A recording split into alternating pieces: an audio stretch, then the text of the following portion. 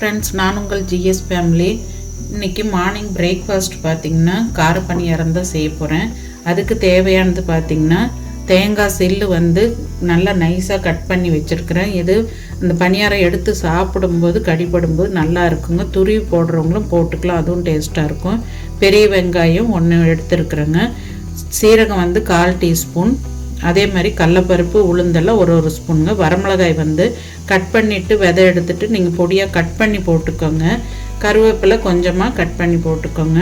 சீரகம் செரிமானத்துக்கோசரம் போடுறதுங்க. அடுத்து கடலப்பருப்பு உளுந்தெல்லாம் பார்த்திங்கன்னா அவங்களவங்க விருப்பத்துக்கு தகுந்த மாதிரி கூட குறைச்சி போட்டுக்கோங்க. வெங்காயம் தேங்காய் எல்லாமே இந்த ஐட்டம் தான் போடுறதுங்க. நம்ம தாளிச்சிட்டு மாவில் கலந்துக்கலாம். அடுத்து இதுக்கு மேட்சான சட்னி பார்த்திங்கன்னா தேங்காய் சட்னியும் கார சட்னியும். தேங்காய் சட்னிக்கு தேங்காய், கருவேப்பிலை, வரமிளகாய், பூண்டு பார்த்திங்கன்னா 2 பூண்டு போடும்போது வாசனையாக இருக்கும். இஞ்சி நிறைய பேருக்கு தேங்காய் சட்னி சாப்பிட்டாலே நெஞ்சு கறிக்குதுன்னுவாங்க. அந்த மாதிரி இருக்கிறவங்க இஞ்சி ஒரு துண்டு சேர்த்துக்கோங்க. பொட்டுக்கடலை, கல் உப்புங்க. இதை வதக்காமல் நம்ம அரைப்போம் தேங்காய் சட்னி. இது எல்லாருக்குமே தெரியும். கார சட்னிக்கு 2 மெத்தட் கார சட்னி செய்யலாங்க. இதோட கடலப்பருப்பு உளுந்து கலந்தும் செய்வாங்க. இது இந்த மாதிரி பிளைனாக பண்ணுறது. இதே மெத்தடில் தேங்காய் கலந்தும் செய்வாங்க. இந்த மாதிரி வெங்காயம் தக்காளி சட்னியில் 2-3 வெரைட்டி இருக்குங்க. இப்போ ஒரு பெரிய வெங்காயம், தக்காளி சின்ன சைஸாக எடுத்துக்கோங்க. புளி சேர்க்கறதுனால கொஞ்சமாக அவங்கவுங்க புளிப்பு சுவைக்கு தகுந்த மாதிரி சேர்த்துக்கோங்க. வரமிளகாய் காரத்துக்கு தகுந்த மாதிரி, கருவேப்பிலை கொஞ்சம், உப்பு கொஞ்சங்க. இப்போ இதை வதக்கிட்டு ஒரு பக்கம் இதை தாளிச்சு விட்டு மாவில் போட்டுக்கலாம். இதையும் ஒரு பக்கம் வதக்கிக்கலாம் சட்னி அரைக்கிறதுக்கு. வாங்க இப்போ ரெடி பண்ணலாம். பாருங்கள், கார சட்னிக்கு வதக்கிடலாம். முதல்ல எப்போவுமே டிஃபன் செய்கிறதுக்கு முன்னாடி சட்னி வகைகள் எதனா அரைக்கிறது வதக்கிறது இருந்தால் பண்ணிக்கோங்க. அப்போ தான் கரண்ட் இருக்கும்போது செஞ்சுக்கலாம். சில நேரங்களில் ஒரு ஏரியாவில் கரண்ட் டக்குன்னு போயிடும். இப்போ பார்த்திங்கன்னா இதுக்கு நல்லெண்ணெய் விட்டுருக்குறேங்க. இந்த சட்னிக்கு கொஞ்சம் போல் பெருங்காயத்தூளும் போட்டுக்கோங்க, நல்ல மணமாக இருக்கும். இப்போ பார்த்திங்கன்னா ஃபஸ்ட்டு நான் புளியை போட்டுக்கிறேங்க. அது கொஞ்சம் ரெடி ஆகிட்டு இருக்கும்போதே வரமிளகாயை கிள்ளி சேர்த்துக்கலாங்க. காரம் அவங்கவுங்க அளவுக்கு தகுந்த மாதிரி போட்டுக்கோங்க.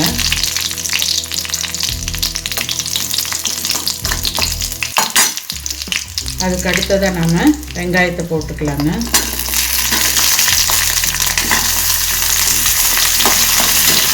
வரமிளகாய் ரொம்ப கருப்பாகிறதுக்கு முன்னாடி வெங்காயத்தை போட்டுருங்க. இல்லைன்னா வெங்காயம் போட்டு வதங்கும் போது வரமிளகாய் போட்டுக்கோங்க.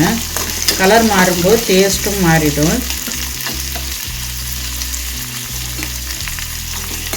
இப்போ இது தேவையான அளவுக்கு உப்பு அளவாக போட்டுக்கலாங்க.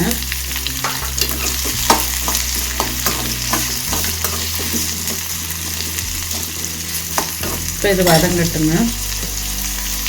இப்போ கருவேப்பிலை கொஞ்சம் போட்டுட்டு தக்காளியும் போட்டுடலாங்க. இதில் எல்லாம் சேர்ந்து வதங்கி வந்துக்கும்.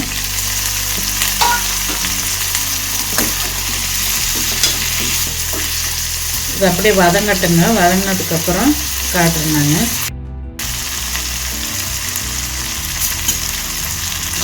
பாருங்கள், இது நல்லா வதங்கிருச்சு. இப்போ நாம் பெருங்காயத்தூள் ஒரு சிட்டிகை போட்டுக்கலாம். இது ஆற வச்சுட்டு நாம் அரைச்சிக்கலாம். அவ்வளோதாங்க. இப்போ நாம் பணியாரத்துக்கு தாளிச்சு விட்டுக்கலாங்க. இதுக்கு தேங்காய் எண்ணெய் விட்டு வதக்கும் போது டேஸ்ட் நல்லா இருக்குங்க. அளவாக விட்டுக்கோங்க. கடாய் ஹீட் ஆகிடுச்சு. பாருங்கள், பொடியாக கட் பண்ணி வச்ச வரமிளகாய் விதை இல்லாமல் ஃபஸ்ட்டு கடலப்பருப்பு உளுந்து போட்டுக்கலாங்க.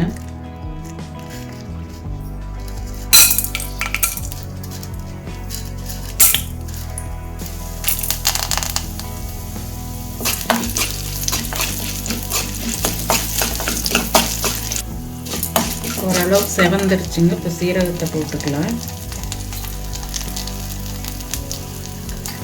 இதோடவே வரமிளகாயும் போட்டுக்கலாம்.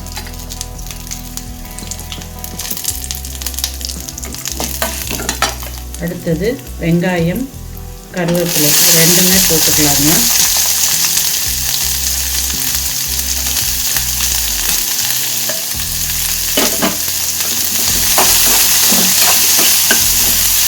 இப்போ இதுக்கு தேவையான அளவுக்கு கொஞ்சமாக சால்ட்டு போட்டால் போதும். ஏற்கனவே மாவில் இருக்குங்க. தேங்காய் லாஸ்ட்டாக போட்டால் போதும். ரொம்ப நேரம் வதக்கணும்னு அவசியம் கிடையாது. நாம் ஸ்டோர் பண்ண வைக்க போகிறதில்ல, உடனே சுட போகிறதுக்கு.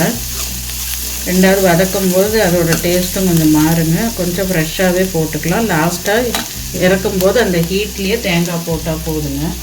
சும்மா கொஞ்சமாக உப்பு போட்டுக்கலாம். மாவில் நாங்கள் நிறைய உப்பு போட மாட்டோம், அரை உப்பு தான் போடுவேன். ஏன்னா சாம்பார் சட்னி இதுக்கெல்லாம் உப்பு போடும்போது அதுலேயும் உப்பு அதிகமாக இருந்தால் நல்லா இருக்காதுங்க. ரெண்டாவது பணியாரத்துக்கு மாவு பார்த்திங்கன்னா நான் தனியாக அரைக்க மாட்டேங்க. எப்போ ஒரு டைம் தான் அந்த மாதிரி அரைப்பேன். இட்லி தோசைக்கு அரைக்கிற மாவுலேயே நான் பணியாரம் சுட்டுக்குவேங்க. இப்போ இது வதங்கிருச்சுங்க ஓரளவுக்கு. நம்ம தேங்காயை போட்டுட்டு ஸ்டவ் ஆஃப் பண்ணிடலாங்க. இந்த ஹீட்லேயே இது வதங்கிடும். இப்போ நம்ம மாவில் எடுத்து போட்டுக்கலாம். நிறைய பேர் கடுகெல்லாம் போடுவாங்க, போடுறவங்க போட்டுக்கோங்க.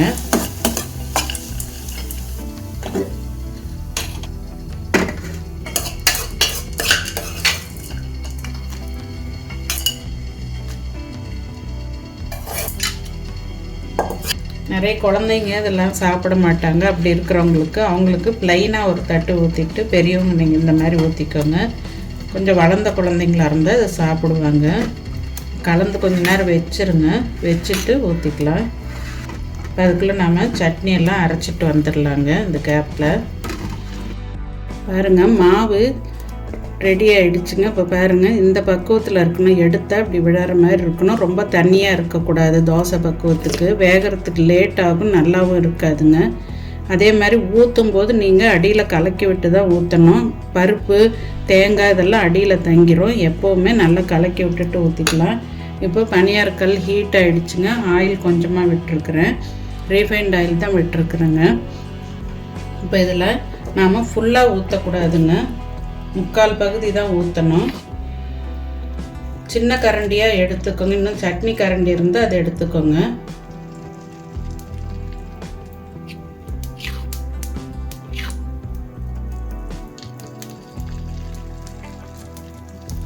குழந்தைங்களுக்கு ரொம்ப பிடிக்குங்க இந்த மாதிரி டிஷ்ஷெல்லாம் செஞ்சு கொடுக்கும்போது.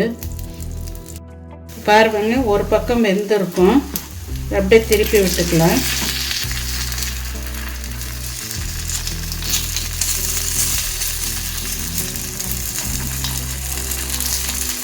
ரொம்ப ஹை ஃப்ளேமில் வைக்காதீங்க.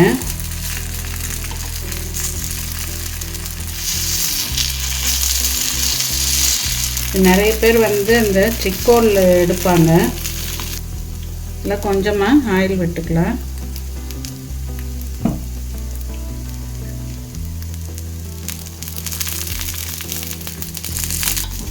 இந்த சைடும் வேகட்டுங்க, எடுத்ததுக்கப்புறம் காமிக்கிறேன். இப்போ பாருங்கள் வெந்துருச்சு ரெண்டு சைடும். இப்போ எடுத்துடலாங்க. இதை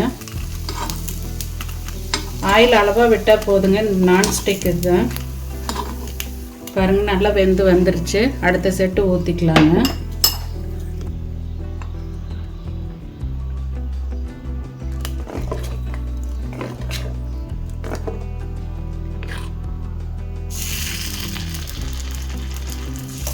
கலக்கி ஊற்றுனாதான் எல்லா இதுக்கும் ஈவனாக வரும். தேங்காய் வெங்காயம் பருப்புங்கெல்லாம் அப்படியே ஒரு பக்கம் இருந்ததுன்னா ஒரு உருண்டைக்கு வரும், ஒரு பணியாரத்துக்கு வராதுங்க.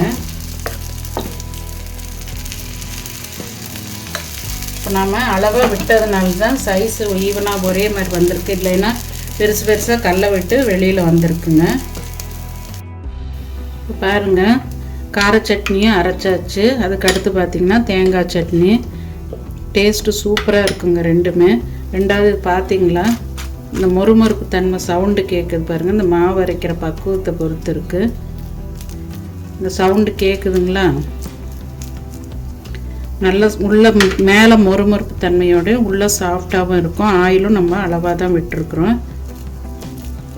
ஒரு உளுந்து வடைக்கு உண்டான அந்த சவுண்டு கேட்குது பாருங்கள். வெளியே மொறுமொறுப்பு தன்மையோட, உள்ளேயும் பாருங்கள் இந்த தேங்காய் கருவேப்பிலை வெங்காயத்தோடு நல்லா சூப்பராக ரெடி ஆகிடுச்சுங்க. நீங்களும் இதே மாதிரி ட்ரை பண்ணி பாருங்கள். இல்லை நீங்கள் என்ன பக்குவத்தில் செய்வீங்கன்றதை சொல்லுங்கள். சூப்பராக இருக்குங்க. இது காலையில் மார்னிங் டிஃபன் எப்போவும் இட்லி தோசை இது மாதிரி கொடுக்காம இந்த மாதிரி செஞ்சு கொடுக்கும்போது உங்களுக்கு பிடிக்கும். இது காரம் கூட இருந்ததுன்னா கொஞ்சம் நல்லெண்ணெய் விட்டுக்கோங்க இந்த சட்னிலெல்லாம். இப்போ இது அளவாக இருக்குதுங்க. எனக்கு இது வரமிளகாய் போட்டதுனால இந்த கலர் வந்திருக்குது. நீங்களும் இதே மாதிரி ட்ரை பண்ணி பார்த்துட்டு எப்படி வந்ததுன்றது சொல்லுங்கள். அடுத்த வீடியோவில் பார்ப்போம். பாய்.